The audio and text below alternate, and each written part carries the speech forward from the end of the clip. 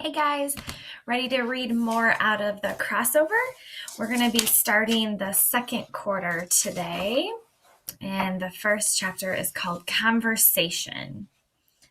Hey JB, I played a pickup game at the rec today.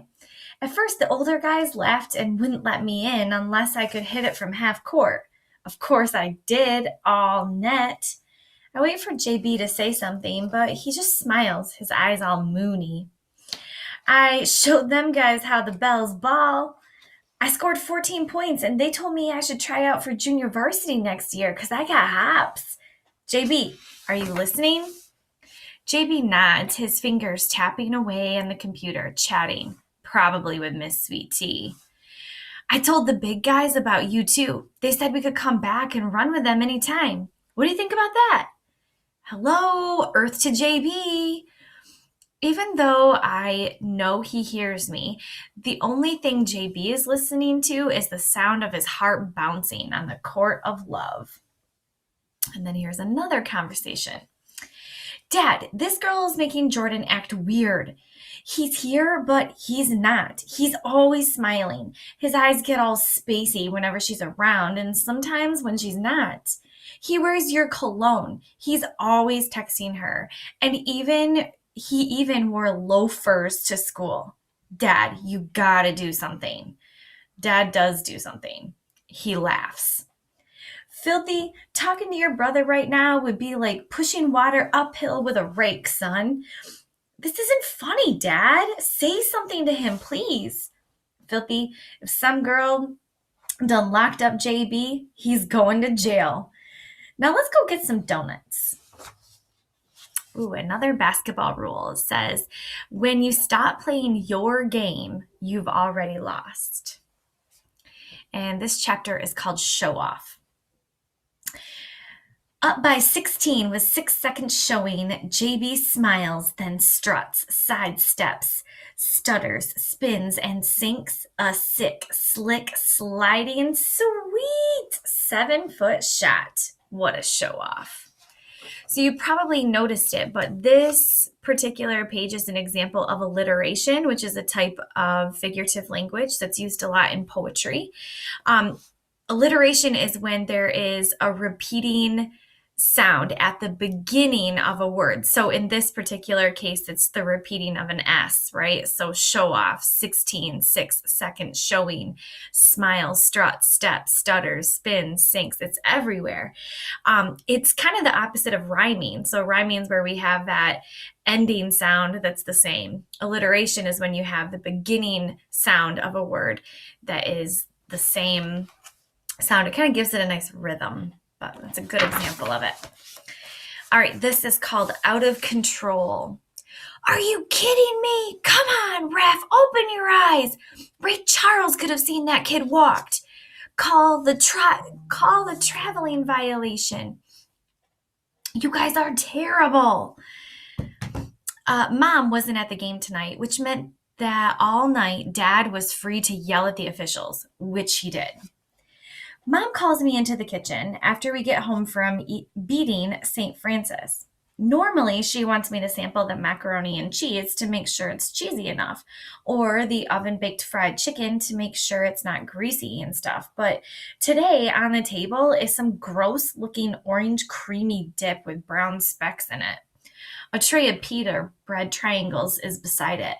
Maybe Mom is having one of her book club meetings? Sit down, she says. I sit as far away from the dip as possible. Maybe the chicken is in the oven. Where's your brother? She asks. Probably on the phone with that girl. She hands me a pita. No thanks, I say, then stand up to leave. But she gives me a look that tells me she's not finished with me. Maybe the mac is in the oven? We have talked to you two about your grandfather, she says. He was a good man. I'm sorry you never got to meet him, Josh. Me too. He looked cool in his uniforms. That man was way past cool. Dad said he used to curse a lot and talk about the war. Mom's laugh is short. Then she's serious again. I know we told you Grandpa died after a fall, but the truth is he fell because he had a stroke. He had a heart disease. Too many years of bad eating and not taking care of himself. And so, what does this have to do with anything? I ask, even though I think I already know. Well, our family has a history of heart problems, she says. So we're going to start eating better, especially Dad. And we're going to start tonight with some hummus and pita bread. For my victory dinner? Josh, we're going to try to lay off the fried foods and Golden Dragon. And when your dad takes you to the rec center, no Pollards or Krispy Kreme afterward. Understand? And I understand more than she thinks I do. So she's pretty serious about their dad's health, and she's really enlisting the boys to help with that. But is hummus really the answer? Next chapter is 35 to 18. 35 to 18 is the final score of Game 6. A local reporter asked JB and I how we got so good. Dad screams from behind us, "They learned from the man!" The crowd of parents and students behind us laughs. On the way home, Dad asks if we should stop at Pollard's. I tell him I'm not hungry, plus I have a lot of homework, even though I skipped lunch today and finished my homework during halftime. Too good. Lately, I've been feeling like everything in my life is going right. I beat JB in Madden. Our team is undefeated. I scored an A+ on the vocabulary test. Plus, Mom's away at a conference, which means so is the assistant principal. I'm a little worried though, because as Coach likes to say, you can get used to things going well, but you're never prepared for when something goes wrong. So as a reader, I feel like I have these little flags going up. This is an example of foreshadowing where the author is giving me some possible clues of what might be coming down the line in the story. And when I hear this, when I hear Josh's hesitation and even his own worry, like, gosh, it's almost like things are too good right now. I'm waiting for something bad to happen. It's making me make some predictions, and you should be making some predictions too. What's something bad that might kind of mess up this good streak that he has going? Okay, this next section is called I'm on free throw number 27. We take turns switching every time we miss. JB has hit 41, the last 12 in a row. Filthy, keep up, man, keep up, he says. Dad laughs loud as he says, Filthy, your brother is putting on a free throw clinic. You better. And suddenly he bowls over, a look of horror on his face, and starts coughing while clutching his chest. Only no sound comes. I freeze. JB runs over to him. Dad, you okay? He asks. I still can't move. There is a stream of sweat on Dad's face.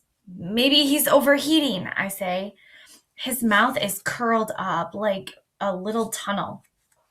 JB grabs the water hose, turns the faucet on full blast, and sprays Dad.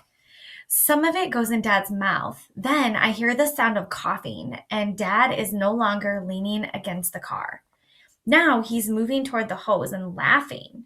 So is JB. Then Dad grabs the hose and sprays both of us. Now I'm laughing too, but only on the outside. Pretty crazy. We might have just gotten an answer to our question about what's the bad thing to happen. All right, we'll stop there for today.